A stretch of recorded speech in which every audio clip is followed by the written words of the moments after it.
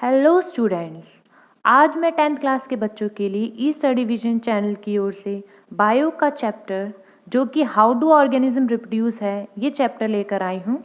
इस वीडियो में मैं आपको इस चैप्टर के सभी टॉपिक्स को वन बाय वन करके क्लियर करने वाली हूँ। तो आइए इस चैप्टर को स्टार्ट करते हैं। इस चैप्टर को स्टार्ट करने से पहले हम ये जान लेते हैं कि इस वीडियो में मैं आपको कौन कौन से टॉपिक्स को क्लियर करने वाली हूँ।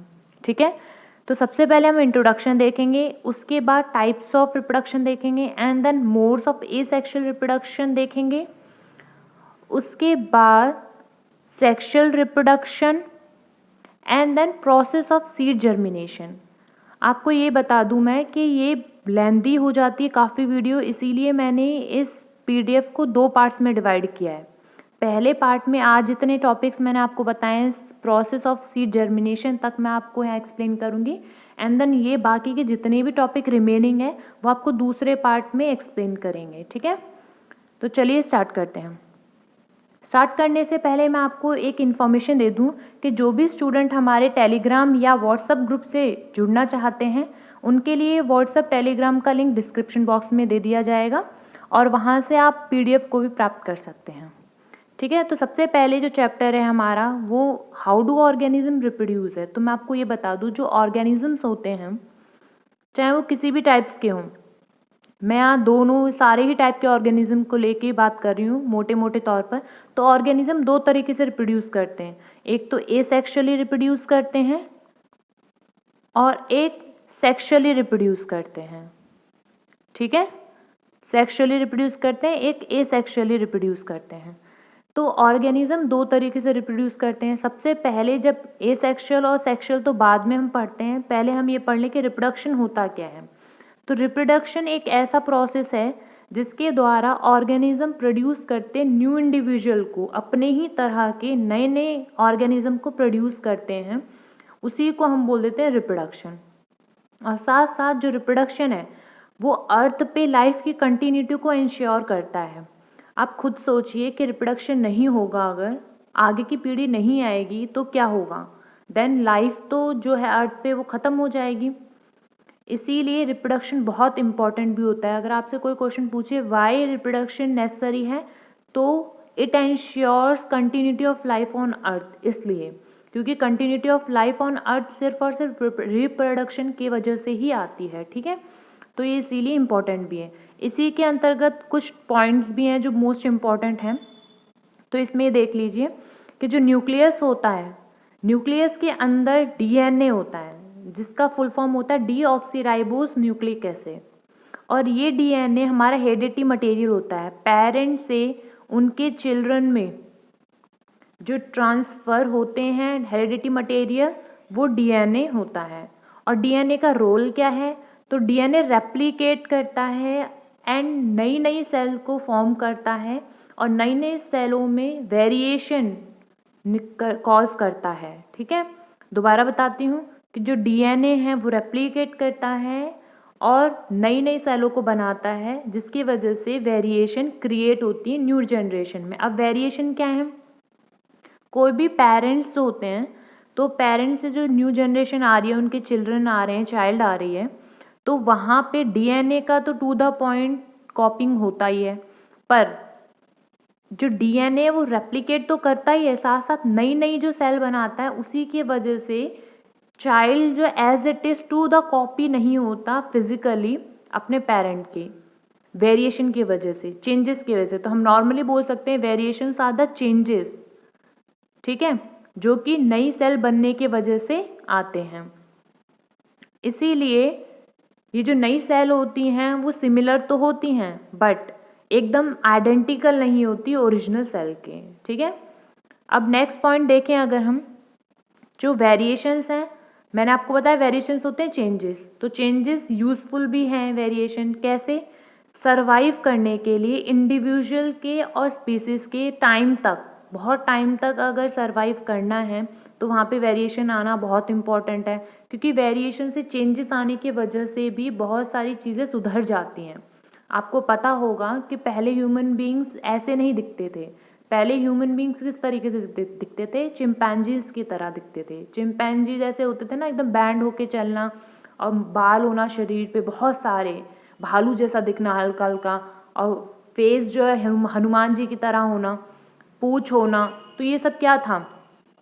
ये सब बहुत पुरानी टाइम की बात है। और अब जैसे जैसे एक पीढ़ी से दूसरी पीढ़ी, तीसरी पीढ़ी आती गई, वैसे वैसे वहाँ वेरिएशंस आते गए, और वेरिएशन न्यू सेल की वजह से आए, चेंजेस आए। अब ये चेंजेस की वजह से ही तो आराम से अब ह्यूमन बीइंग सर्वाइव कर पा रहे हैं, है ना। और आपको सर्वाइवल का एक एग्जांपल बताऊं, जो जिराफ होते थे, पहले उनकी लॉन्ग नेक नहीं होती थी, लेकिन जहाँ वो रहते थे जिराफ, वहाँ पर बड़े बड़े पेड़ पाए जाते थे। अब बड़े बड़े पेड़ हैं तो उनको सरवाइव करने के लिए खाना है, कुछ ना कुछ अब खाना है, पत्तियाँ खाते हैं वो लाकर। तो अब पत्तियाँ खाने के लिए भी तो पेड़ तक पहुँचेंगे, तभी तो पत्तियाँ खाएंगे ना वो। तो अब धीरे धीरे वो अपनी नेक को ऊंचा उठाते थे, लेकिन नहीं हो पाता था। लेकिन अब जो नहीं खा पाते थे वो तो धीरे धीरे मरते गए, लेकिन अल्टीमेटली उनके अंदर कुछ वेरिएशन आते गए, धीरे धीरे करके अपने आप जो जिराफ की नेक है वो अपने आप ही लॉन्ग होने लग गई। तो किसके वजह से हुआ? ये वेरिएशंस की वजह से तो हुआ। और इससे जो लॉन्ग नेक वाले होते थे वही सिर्फ जिंदा रह पाते थे, और जो स्मॉल शॉर्ट नेक के होते थे वो तो मर जाते थे, क्योंकि वो खाना ही नहीं खा पा रहे हैं तो कैसे जिएंगे। तो सर्वाइवल के लिए भी बहुत इंपॉर्टेंट होते हैं वेरिएशन। और इवोल्यूशन तो मैंने आपको चिंपैंजीज का एग्जांपल बता ही दिया। इवोल्यूशन होता है जैसे कि कुछ ना कुछ चेंजेस आके इम्प्रूवमेंट हो जाते हैं चीज़ों में, ऑर्गेनिजम्स में, तो उन्हीं को हम इवोल्यूशन बोलते हैं, ठीक है। तो यहाँ पर जो वेरिएशन है वो दोनों ही चीज़ों में बहुत इंपॉर्टेंट है। इवोल्यूशन के बेसिस पे भी इम्पॉर्टेंट है, इवोल्यूशन के लिए भी, साथ साथ सर्वाइवल के लिए भी इम्पॉर्टेंट है। फिर से अगर हम रिप्रोडक्शन की बात करें तो मैं आपको बता चुकी हूँ, रिप्रोडक्शन नए ऑर्गेनिज्म को बनाने का प्रोसेस होता है अपने पेरेंट ऑर्गेनिज्म से। तो यहाँ पे दोबारा बोलें, अगर हम रिप्रोडक्शन वो प्रोसेस है जिसके द्वारा ऑर्गेनिज्म मल्टीप्लाई करते हैं नंबर में। पहले फैमिली में सिर्फ मम्मी पापा होते हैं, लेकिन कुछ टाइम बाद मम्मी पापा के बाद बच्चा आता है, एक बच्चा आता है, दो आते हैं, तीन आते हैं। इस तरीके से क्या हो रहा है, उनकी फैमिली बढ़ रही है ना। तो किसके वजह से हो रहा है? रिप्रोडक्शन के वजह से ही तो हो रहा है। तो रिप्रोडक्शन क्या करता है? ऑर्गेनिज्म को मल्टीप्लाई करता है नंबर में, साथ साथ पॉपुलेशन को भी इंक्रीज करता है, ठीक है। अब मैंने बोला था आपको कि टाइप्स ऑफ रिप्रोडक्शन भी पढ़ेंगे हम, तो उसमें मैंने आपको बताया था एसेक्सुअल रिप्रोडक्शन भी होता है और सेक्सुअल रिप्रोडक्शन भी होता है। एसेक्सुअल रिप्रोडक्शन, जैसे इसका नाम है एसेक्सुअल, तो एसेक्सुअल में क्या होता है? सिंगल पेरेंट इन्वॉल्व होते हैं, सिंगल पेरेंट इन्वॉल्व होते हैं। एक सिंगल इंडिविजुअल ही दूसरे नई इंडिविजुअल को जन्म दे देता है, ठीक है। तो यहाँ पे देखें अगर हम, तो एसेक्सुअल रिप्रोडक्शन में क्या होता है? एक सिंगल इंडिविजुअल गिव राइज करता है न्यू इंडिविजुअल को, साथ साथ यहाँ पे गैमेट फॉर्म नहीं होते। अब गैमेट्स क्या होते हैं? गैमेट वो सेल्स होती हैं जब मेल और फीमेल सेल्स जब फ्यूज होती हैं तब वहाँ पे नई सेल बनती है, जिसे हम बोलते हैं गैमेट, ठीक है। तो यहाँ पे, और इसको हम नॉर्मली जो रिप्रोडक्टिव के लिए चाहिए होते हैं उनको भी बोलते हैं हम, सेल्स जो होती हैं रिप्रोडक्शन में हेल्प करती हैं उनको भी हम गैमेट बोल सकते हैं। Female gamete, male gamete. यहाँ पे तो सिर्फ सिंगल ही ये सेक्सुअल रिप्रोडक्शन हो रहा है, तो यहाँ पे गैमेट कहाँ से फॉर्म हो जाएंगे? तो यहाँ पे गैमेट फॉर्म नहीं होते हैं। साथ साथ यहाँ पे न्यू इंडिविजुअल आइडेंटिकल होते हैं पेरेंट्स के। जैसे अमीबा की बात करें हम, तो अमीबा जब टू डॉटर सेल्स में स्प्लिट होता है तो एज इट इज़ जो दो होते हैं अमीबा, जो टू न्यू डॉटर सेल्स आई हैं वो एग्जैक्टली टू द कॉपी होते हैं अपने पेरेंट के, एकदम सेम टू सेम। इसमें कोई चेंजेस वेरिएशंस नहीं आते, एकदम एज इट इज़ कॉपी हो जाती है न्यू इंडिविजुअल की। साथ साथ ये एक्सट्रीमली यूजफुल भी होते हैं क्योंकि इसमें रैपिड मल्टीप्लिकेशन होता है, बहुत जल्दी जल्दी मल्टीप्लिकेशन होता है, रैपिड मल्टीप्लिकेशन होता है, बहुत जल्दी ही इनकी अमाउंट है नंबर में बहुत ज़्यादा हो जाती है। और साथ साथ ये रिप्रोडक्शन एसेक्सुअल बहुत फास्टर भी मेथड होता है रिप्रोडक्शन का।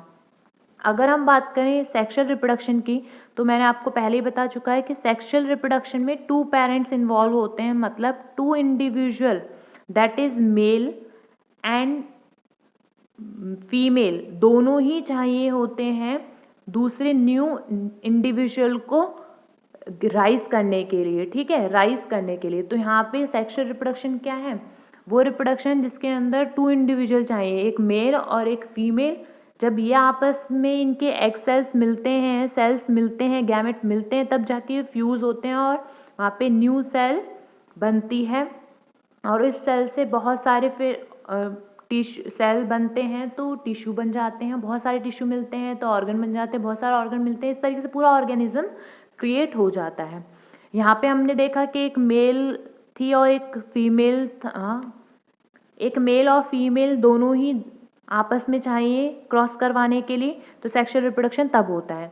तो यहाँ पे गैमेट भी फॉर्म होते हैं, है ना। यहाँ पे जब इनका दोनों के सेल्स मिलेंगे, मेल में जो सेल होते हैं रिस्पॉन्सिबल रिप्रोडक्शन के, वो स्पर्म होते हैं, और फीमेल में क्या होता है, एग होता है। जब दोनों आपस में मिलते हैं, फ्यूज होते हैं, तो वहाँ पे नई सेल बनती है जिसको हम गैमेट बोलते हैं, तो वहाँ पे गैमेट फॉर्म होते हैं।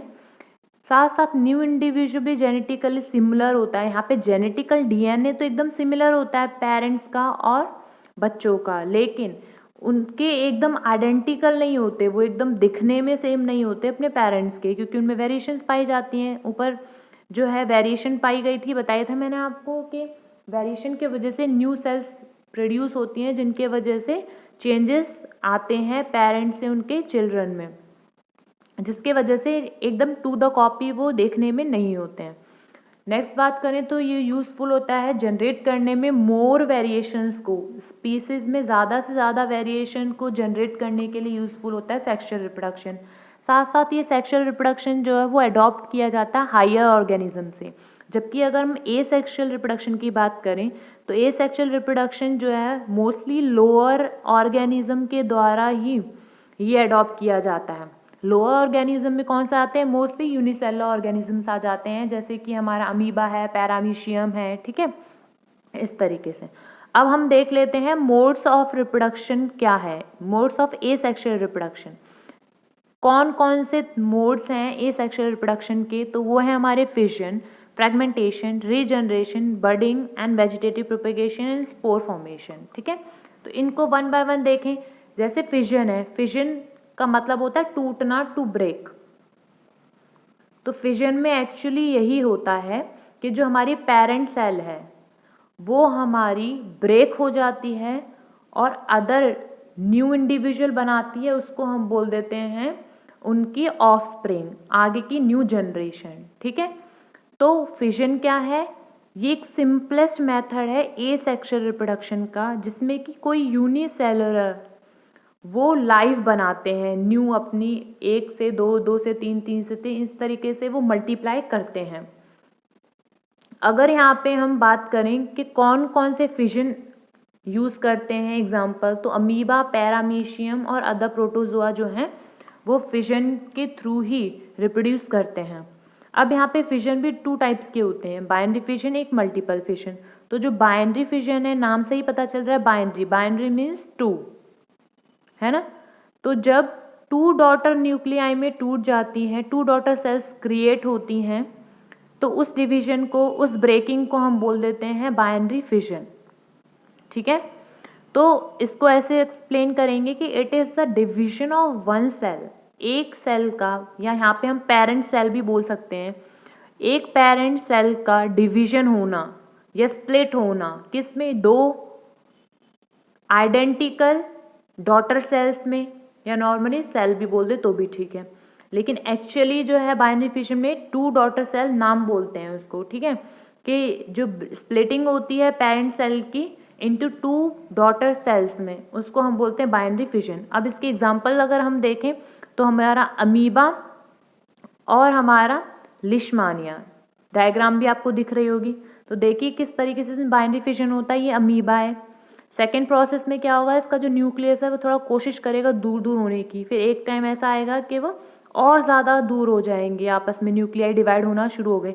अब क्या होगा नेक्स्ट में कि न्यूक्लियाई 2-2 अलग अलग साइटोप्लाज्म से सराउंड हो जाएंगे और फिर एकदम डिवाइड होके ये 2 डॉटर न्यूक्लियाई को क्रिएट कर लेंगे। इस तरीके से ये बाइनरी फिजन होता है अमीबा में। ऐसे ही अगर लीशमानिया की बात करें हम, तो लीशमानिया स्ट्रक्चर में ऐसा होता है, धीरे धीरे इनके भी जो न्यूक्लियस है वो डिवाइड होना शुरू हो जाते हैं, और एक टाइम ऐसा आता है कि वो पूरे ही न्यूक्लियस जो है आपस में दो दो अलग अलग फॉर्म कर लेते हैं ऑर्गेनिज्म को, और बाइनरी फिजन 2 डॉटर सेल्स में डिवाइड हो जाते हैं, इसीलिए हम उसको बाइनरी फिजन बोलते हैं। अब आता है मल्टीपल फिजन। मल्टीपल से ही नाम पता चल रहा है, मल्टीपल मीन्स मैनी। तो वो फिजन जिसमें एक पेरेंट सेल बहुत सारे डॉटर सेल्स में डिवाइड होता है, तो हम उसको बोलते हैं मल्टीपल फिजन। ठीक है, तो इन मल्टीपल फिजन मैनी इंडिविजुअल जो हैं बनते हैं एक सिंगल इंडिविजुअल से। यहाँ पे होता क्या, जैसे एग्जांपल देखिए प्लाज्मोडियम का, यहाँ पे देखिए कितने सारे न्यूक्लियस बन रहे हैं, है ना। अब ये अलग अलग अपना डिवाइड हो जाएंगे और अपना अलग से साइटोप्लाज्म बना लेंगे और एक पूरा ऑर्गेनिज्म क्रिएट कर लेते हैं। इसी को हम बोलते हैं मल्टीपल फिजन, और इसका एग्जाम्पल होगा प्लाज्मोडियम। इसके अंदर कुछ चीज़ देखते हैं कि जो न्यूक्लियस होता है सेल का, वो रिपीटेडली डिवाइड होता रहता है। इसके वजह से न्यूक्लियस जो है बहुत सारे बन जाते हैं, और फिर न्यूक्लियाई क्रिएट हो जाते हैं, एंड हर एक न्यूक्लियस जो है साइटोप्लाज्म से सराउंड हो जाता है। जैसे यहाँ पे बहुत सारे न्यूक्लियस है, जब ये डिवाइड हो जाते हैं अलग अलग, जैसे हम ऊपर बताए थे बाइनरी फिजन में, ऐसे ही इसमें होता है, बस वहाँ पे 2 का होता है, यहाँ पे बहुत सारों का होता है। अब ये क्या होंगे, न्यूक्लियस अलग अलग हो के अपने आसपास साइटोप्लाज्म को सराउंड कर लेते हैं, जिसके वजह से ये पूरी सेल ऑर्गेनिज्म अलग अलग बन जाते हैं। ठीक है, तो मैनी डॉटर सेल्स क्रिएट होती हैं मल्टीपल फिजन से। एग्जाम्पल है इसका प्लाज्मोडियम। अब हम बात करें फ्रेगमेंट्स की, फ्रेगमेंटेशन की, तो फ्रेगमेंटेशन इसमें भी जैसे नाम है वैसे इसका काम है। फ्रेगमेंटेशन मीन्स फ्रेगमेंट्स में टूटना, फ्रेगमेंट में पार्ट्स हो जाना, उसका ब्रेक कर जाना 2 या 2 से अधिक स्मॉल पीसेस में या फ्रेगमेंट्स में, उसी को हम बोल देते हैं फ्रेगमेंटेशन। तो यहाँ पर जो है मल्टी सेलुलर ऑर्गेनिज्म होते हैं जो कि फ्रेगमेंटेशन को परफॉर्म करते हैं। ठीक है, यहाँ पे एग्जाम्पल अगर हम बोलें तो एल्गी, स्पाइरोगायरा इसका बहुत अच्छा एग्जाम्पल है, जो कि फ्रेगमेंटेशन से डिवाइड होता है, ऑर्गेनिज्म क्रिएट करता है, रिप्रोड्यूस करता है फ्रेगमेंटेशन को यूज करके। इसमें क्या होता है, मल्टी सेलुलर ऑर्गेनिज्म, जैसे कि कोई भी सिंपल बॉडी ऑर्गेनाइजेशन, जैसे एग्जाम्पल दिया हुआ है एल्गी, स्पाइरोगायरा, ये ब्रेक होता है 2 या 2 से अधिक छोटे छोटे पीसेस में, जिनको हम फ्रैगमेंट्स भी बोलते हैं। मैच्योर होने के बाद ये फ्रैगमेंट में टूटता है या छोटे छोटे पीसेस में अलग हो जाता है। ठीक है, और यही फ्रैगमेंट जो हैं बाद में न्यू इंडिविजुअल में अलग अलग फॉर्म हो जाते हैं और पूरा ऑर्गेनिज्म क्रिएट कर लेते हैं। तो ये था हमारा फ्रैगमेंटेशन। अगर हम बात करें रीजनरेशन की, यहाँ पे भी रीजनरेशन से आप क्या समझते हैं, रीजनरेट करना, दोबारा से जनरेट हो जाना, है ना। तो यहाँ पे बहुत अच्छा एग्जाम्पल है प्लानेरिया का। प्लानेरिया के अगर हम 3 पार्ट भी कर दें तो हर एक पार्ट जो है इसका इंडिविजुअली ग्रो कर जाता है। देखिए ऊपर वाला पार्ट नीचे वाले पार्ट को ग्रो कर लेगा, बीच वाला ऊपर और नीचे दोनों पार्ट को ग्रो कर लेगा, और नीचे वाला ऊपर वाले पार्ट को ग्रो कर लेगा। इस तरीके से न्यू ऑर्गेनिज्म 3 क्रिएट हो जाएंगे एक ही सिंगल प्लानेरिया से। तो ये जो मेथड है उसको हम बोलते हैं रीजनरेशन। इसमें क्या होता है, कोई ऑर्गेनिज्म किसी तरीके से अगर कट हो जाए बहुत सारे पीसेस में, तो हर एक पीस जो है वो कंप्लीटली एक ऑर्गेनिज्म क्रिएट कर लेता है। जैसे कि प्लानेरिया हो गया और हाइड्रा हो गया। प्लानेरिया इसका बहुत अच्छा एग्जांपल है। अगर आपको मैं छोटा सा एग्जांपल दूं, पर वो हर चीज़ के लिए यूज़ नहीं हो सकता क्योंकि हर पार्ट उसके नहीं कट किए जा सकते। जैसे कि आपने देखा होगा लिजार्ड की पूंछ अगर कट जाती है वो रीजनरेट भी हो जाती है, लेकिन इसका हर पार्ट नहीं हो पाता, इसीलिए हम रीजनरेशन में इसको नहीं डाल सकते। अगर अब बर्ड की बात करें तो बर्डिंग में बर्ड क्रिएट हो जाती है, तो ये इसका एग्जांपल होता है हाइड्रा का। हाइड्रा के ऑर्गेनिज्म में क्या होता है कि एक बर्ड डेवलप हो जाती है, फिर जब वो बर्ड एकदम फुल्ली मैच्योर हो जाती है उसके बाद अपने आप पेरेंट सेल से वो अलग हो जाती है और नीचे गिर के नया ऑर्गेनिज्म दोबारा से बना लेती है। ठीक है, इस तरीके से बडिंग का काम होता है। जैसे इसका नाम है बडिंग, तो बड का प्रोड्यूस होना सबसे पहले आपको याद होना चाहिए।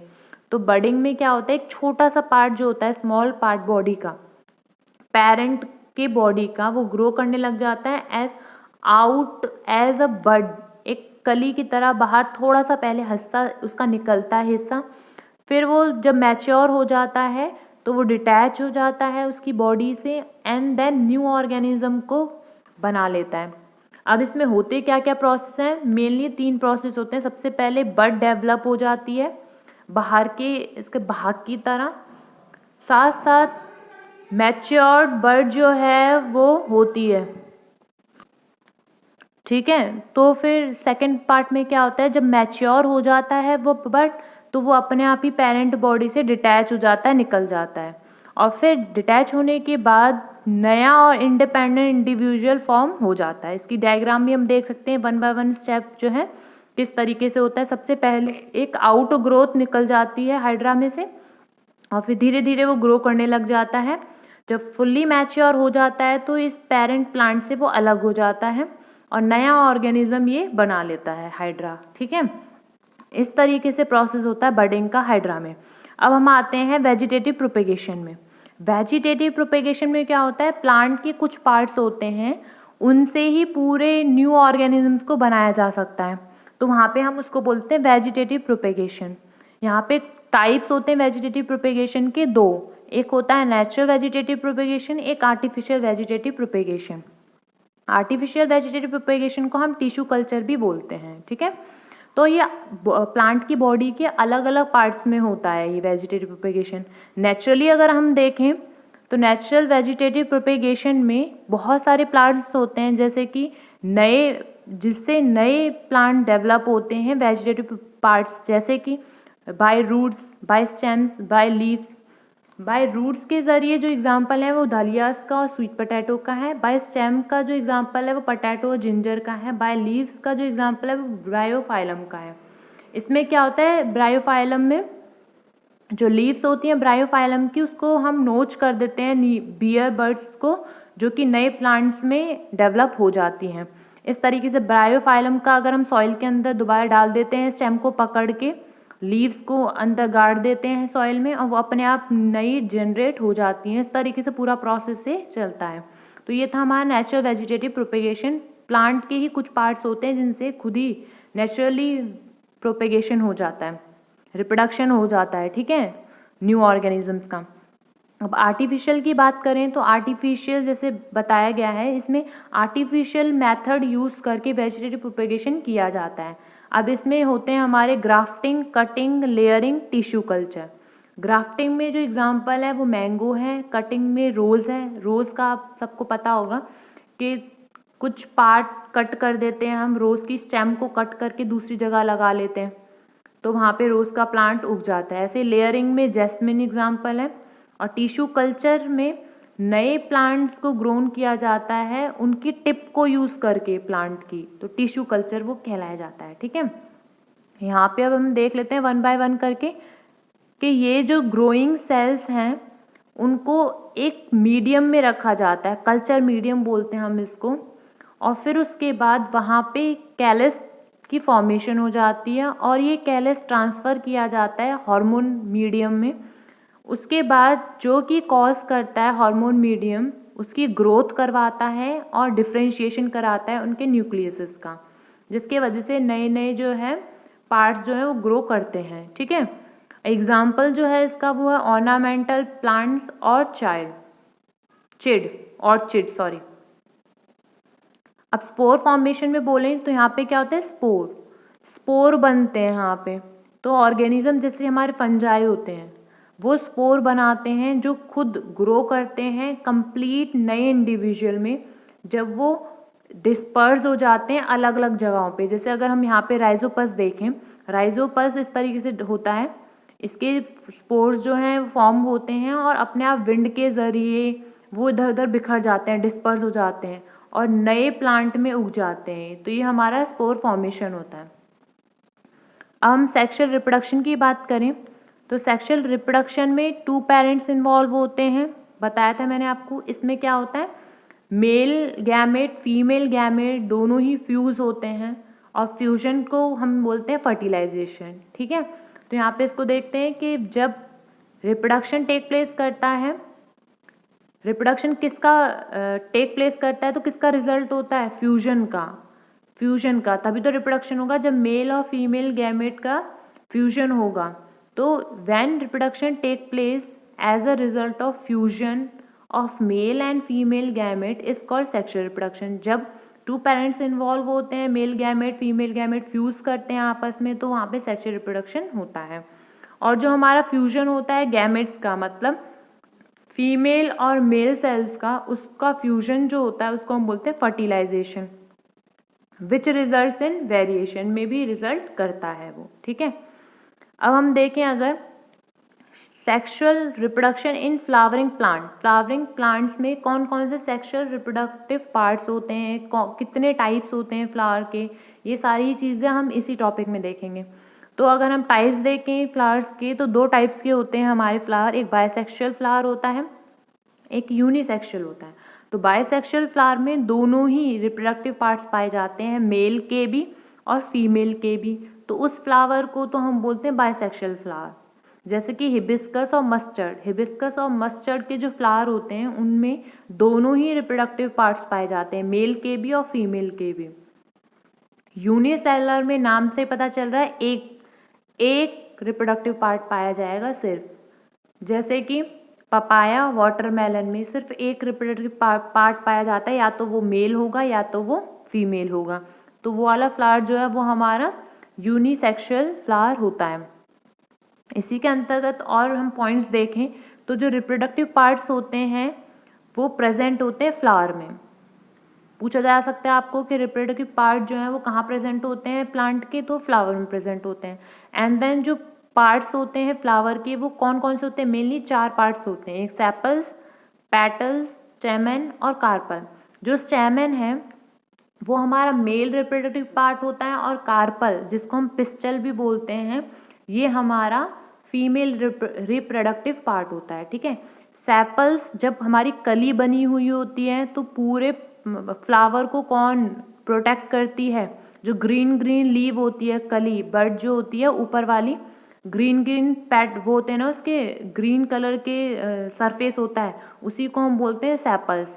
अब जब ये खिल जाता है फ्लावर तो ये जो पार्ट है सेपल्स वो नीचे आ जाते हैं, जबकि जब फ्लावर खिलने पर पंखुड़ियाँ आ जाती हैं फ्लावर की, वो कहलाई जाती हैं पेटल्स। ठीक है, नेक्स्ट देखें तो सेपल्स जो हैं वो ग्रीन स्ट्रक्चर होते हैं जो प्रोटेक्ट करते हैं फ्लावर के इनर पार्ट्स को बड स्टेज में, कली वाले स्टेज में।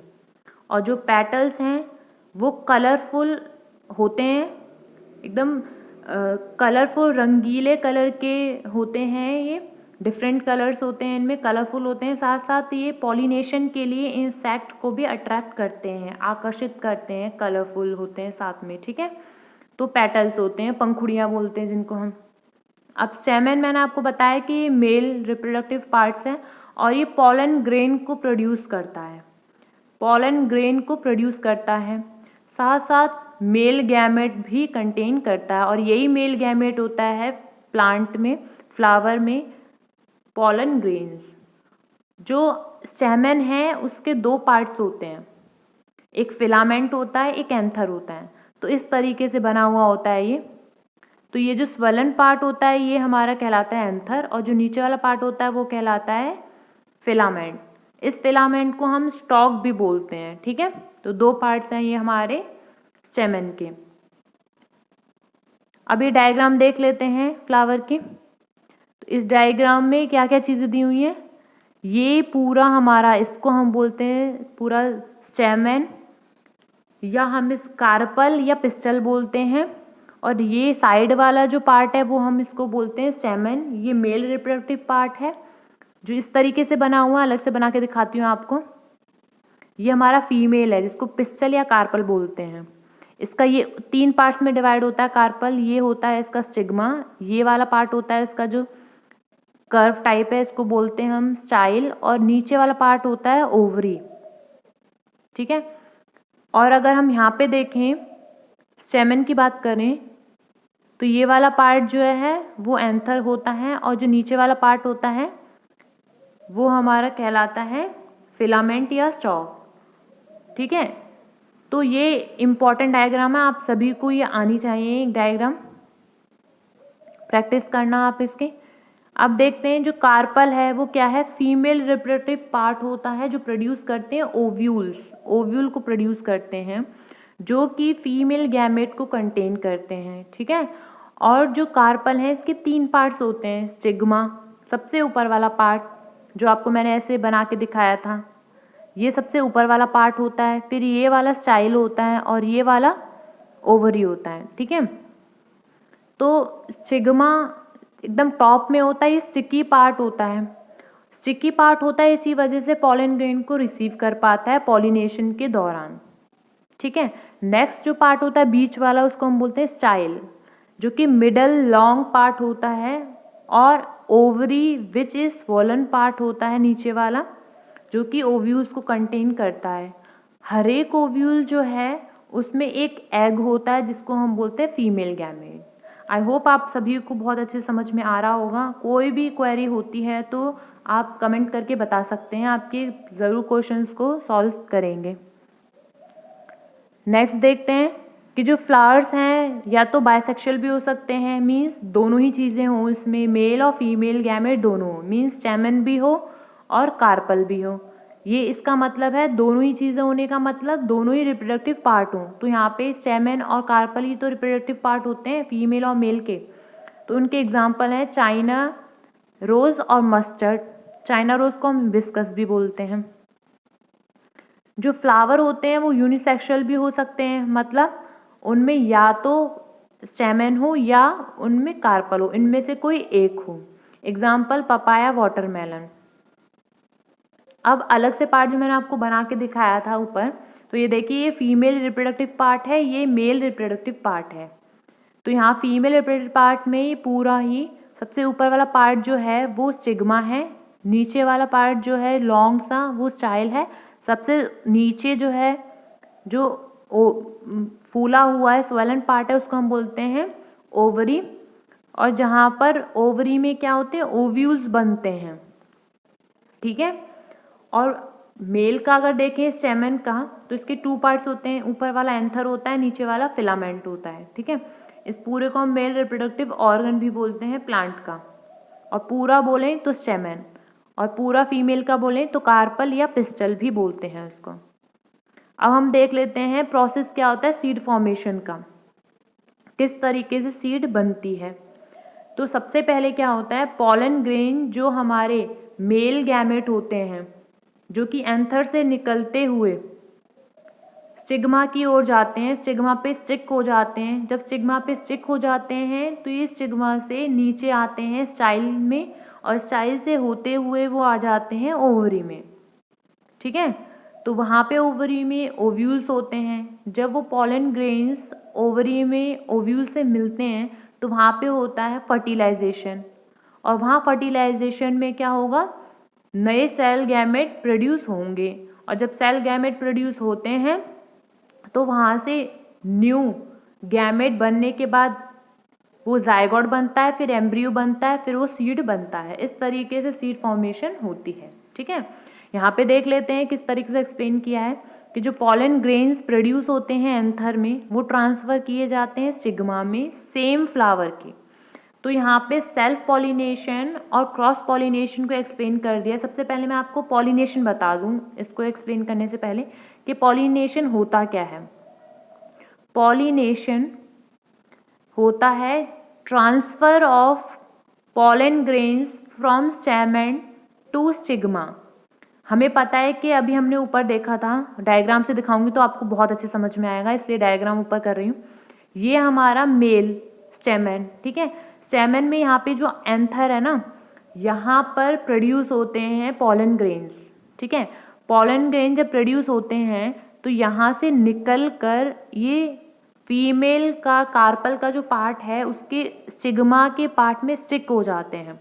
तो ये जो ट्रांसफरिंग होती है ना पॉलन ग्रेन की स्टेमन से कार्पल में, या स्टिग्मा बोलिए डायरेक्ट क्योंकि ऊपर वाले पार्ट में आता है पहले, तो हम बोलेंगे the transfer of pollen grain from anther to stigma is called pollination. इसी को हम क्या बोलते हैं, इस ट्रांसफर होने को, पॉलन ग्रेन्स को एंथर से स्टिग्मा में, तो इसी हमको बोल देते हैं, इसको हम पॉलिनेशन। यहाँ पे आपको याद कराने के मैं हिंट दूं, पॉलिनेशन, तो यहाँ पॉलिनेशन मतलब pollen grains, poly means pollen grain, तो पॉलन ग्रेन का ट्रांसफर होना एंथर से स्टिग्मा में, पॉलन ग्रेन्स का ट्रांसफर होना एंथर से स्टिग्मा में, ये होता है हमारा पॉलिनेशन। अभी पॉलिनेशन 2 टाइप्स का होता है, एक तो सेल्फ पॉलिनेशन होता है और एक क्रॉस पॉलिनेशन होता है। अब सेल्फ पॉलिनेशन में क्या होता है कि या तो जो फ्लावर है, फ्लावर के उसी एक ही फ्लावर के एक ही स्टेमन से उसी के कार्पल स्टिग्मा में जाके पॉलन ग्रेन्स लगेंगे।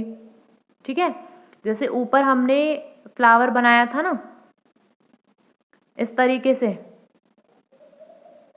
तो इस तरीके से हो सकता है कि सेम फ्लावर हो, यहाँ पे लगा दिए, थोड़ा टाइम की भी लिमिट है ना, इसलिए जल्दी जल्दी में सब ऐसे ही होता है। तो यहाँ से ये जो अगर सेम फ्लावर में ट्रांसफरिंग हो रही है पॉलन ग्रेन्स की एंथर से स्टिग्मा में, सेम फ्लावर में या उसी प्लांट के किसी दूसरे फ्लावर में, तो उसको हम बोलते हैं सेल्फ पॉलिनेशन। क्रॉस पॉलिनेशन में क्या होता है, 2 अलग अलग प्लांट होते हैं और एक फ्लावर से दूसरे फ्लावर में पॉलिनेशन होता है, ट्रांसफर होता है पॉलन ग्रेन्स का एंथर से स्टिग्मा में दूसरे फ्लावर्स में, तो उसको हम बोल देते हैं क्रॉस पॉलिनेशन। ठीक है, तो यहाँ पे इसी को आपको लिखना कैसे, क्रॉस पॉलिनेशन सेल्फ पॉलिनेशन। तो देखिए, pollen grain produce in the anther, anther में जो पॉलन ग्रेन प्रोड्यूस हो रहे हैं वो ट्रांसफर किए जाते हैं टू द स्टिग्मा में of the same flower, same flower में, तो वो पॉलिनेशन है सेल्फ वाला। और स्टिग्मा ऑफ अनदर फ्लावर अगर हो जाए, दूसरे फ्लावर में हो जाए, दूसरे फ्लावर के स्टिग्मा में हो जाए, तो उसको हम बोलेंगे क्रॉस पॉलिनेशन। अब ये कैसे होता है, हाथों से तो पकड़ के पॉलन ग्रेन को हम नहीं करते, ये जो एजेंट होते हैं जैसे एयर है, वाटर है, एनिमल, इन एजेंट्स की वजह से ये पॉलिनेशन होता है। ये जो पॉलन ग्रेन्स है वो जर्मिनेट करते हैं और पॉलन ट्यूब्स फॉर्म करते हैं जो कि पास करते हैं स्टाइल से होते हुए जाते हैं और ओवरी के अंदर जो ओव्यूल्स है वहाँ पहुँच जाते हैं। ठीक है, वहाँ पर ओव्यूल्स में मिलने के बाद इन्हीं पॉलन ग्रेन का फ्यूजन होता है। तो फ्यूजन होता है मेल और फीमेल गैमेट का, जिसको हम बोलते हैं फर्टिलाइजेशन। फर्टिलाइजेशन के बाद वहाँ जाइगोट बनता है, तो जाइगोट वहाँ पर प्रोड्यूस होता है ओवरी के अंदर। ठीक है, यही जाइगोट जो है डिवाइड हो जाता है और एम्ब्रियो को प्रोड्यूस करता है, फॉर्म करता है। यही जाइगोट डिवाइड हो जाता है और फॉर्म करता है एम्ब्रियो को।